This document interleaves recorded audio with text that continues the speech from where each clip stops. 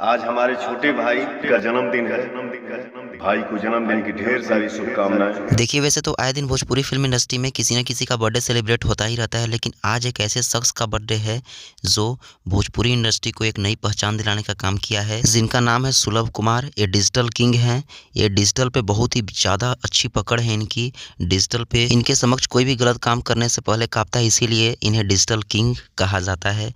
वैसे सुलभ कुमार जो हैं, इन्हीं का अंकिता फ़िल्म्स चैनल है। इन्होंने एक छोटे चैनल से शुरुआत किया, लेकिन आज अंकिता फ़िल्म्स को इन्होंने कहाँ पे ले जाकर के खड़ा कर दिया, प्रूफ़ आप सबके समक्ष है। अंकिता फ़िल्म्स चैनल पे जितने भी गाने बनाते हैं, इन्हें सोचना नहीं पड़ता, चाहे वो गाने में कितना ही ज़्यादा पैसा लग जाए, 10 लाख, 20 लाख, 50 लाख तक के खर्च कर देते हैं एक-एक गाने पे। तो आप सब समझ सकते हैं कि इनका कितना बड़ा योगदान है भोजपुरी फ़िल्म इंडस्ट्री का लेवल बढ़ाने में।